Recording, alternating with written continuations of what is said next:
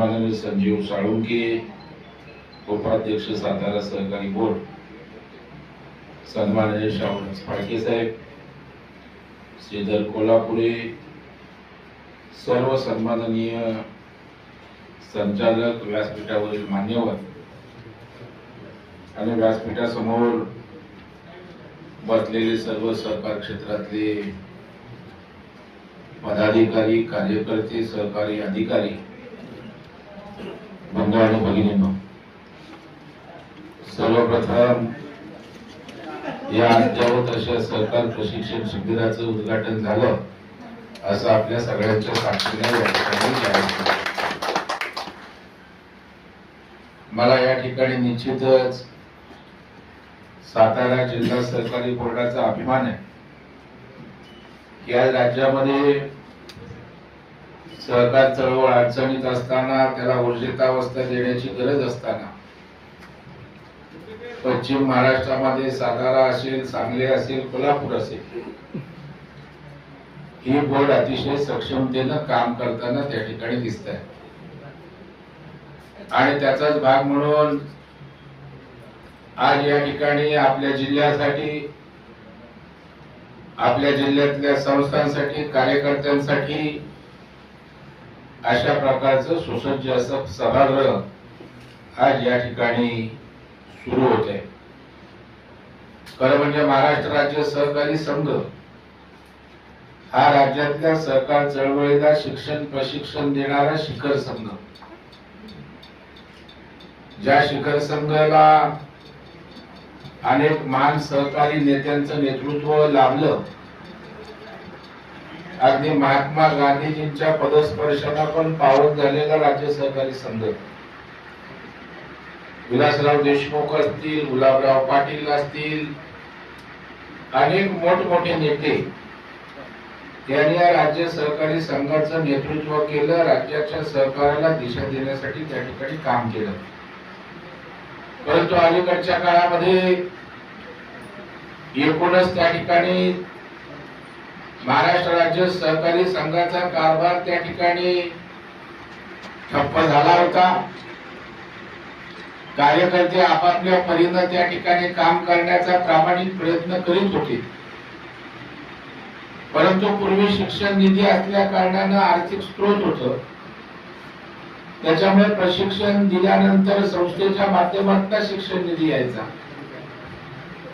परंतु 2013 नंतर शिक्षण निधी बंद झाल्यानंतर त्या ठिकाणी आर्थिक विवंचनेला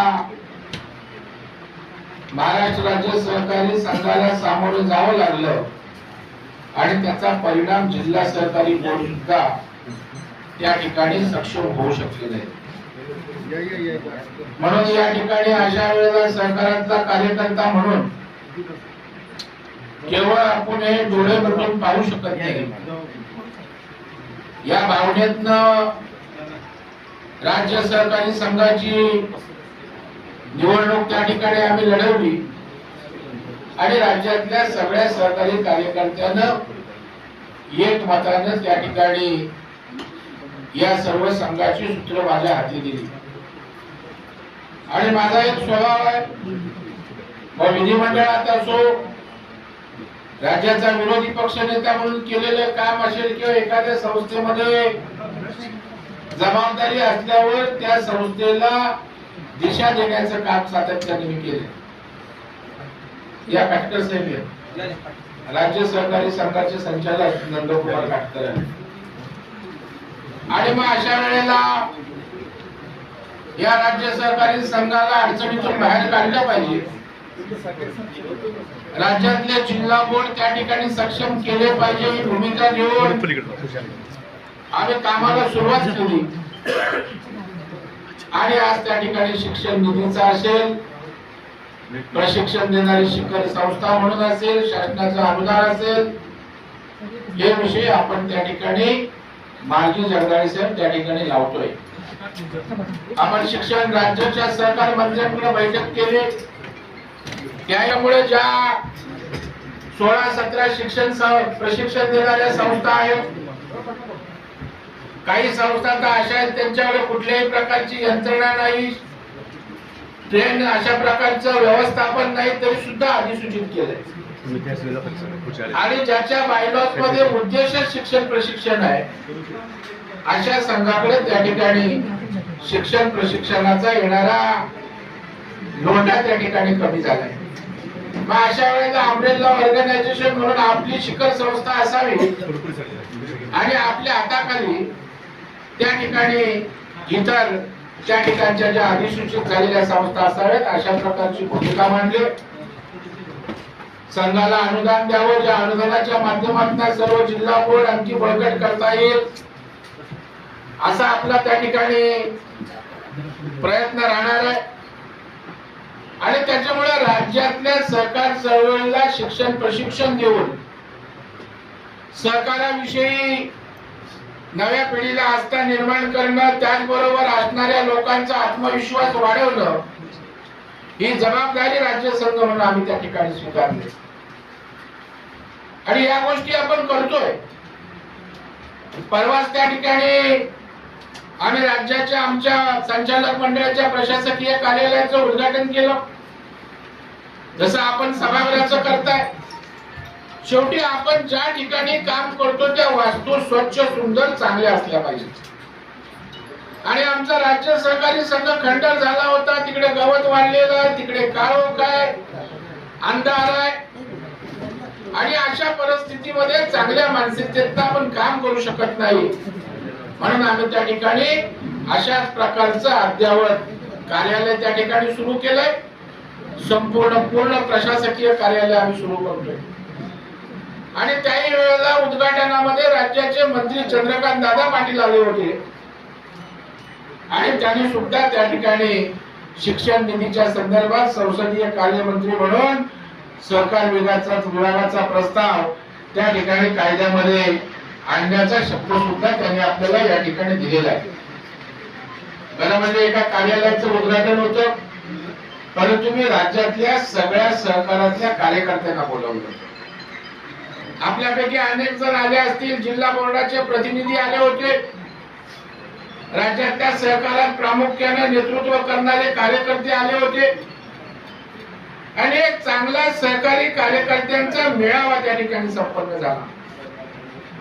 आणि हे एवढ्यासाठी केलं की आज राज्यातली सहकार चळवळ थोडीशी अडचणीत आहे. आज त्यांच्यामध्ये आत्मविश्वास देण्याची आवश्यकता आहे. ऊर्जितावस्था देण्यासाठी त्यांचं मनोबल वाढवलं पाहिजे आणि म्हणून त्या ठिकाणी परवा 2 दिवसापूर्वी झालेल्या कार्यक्रमामध्ये राज्यातल्या सहकारी कार्यकर्त्यांना बोर्डाला आत्मविश्वास देण्याचा आम्ही प्रयत्न केला. कारण शेवटी सगळं आपल्याला करता येईल, परंतु आपल्यातच आत्मविश्वास नसेल, आपण त्या ठिकाणी एकमेकाला सहाय्य करू या उद्देशाने पुढे जायची मानसिकताच आपल्याकडे नसेल तर आपण त्या ठिकाणी सहकाराला ताकद देऊ शकत नाही. आणि म्हणून तो मेळावा झाल्यावर या ठिकाणी धनंजयनी सांगितलं की पुढचा कार्यक्रम आम्ही त्या ठिकाणी साताऱ्याला घेतोय आणि त्यांनी प्रत्यक्ष आज या ठिकाणी या सभागृहाचं उद्घाटन करताना दिसतोय. मेळावाही त्या ठिकाणी होणार आहे आणि आज या प्रशिक्षण केंद्राच्या माध्यमातून सातारा जिल्ह्यातल्या छोट्या मोठ्या संस्थांना शिक्षण प्रशिक्षण देण्याचं काम होणार आहे. खरं म्हणजे पश्चिम महाराष्ट्र म्हटलं की सहकार क्षेत्राचा बालेकिल्ला आपण बोलतो आणि ते आजही टिकवण्याचं काम केले.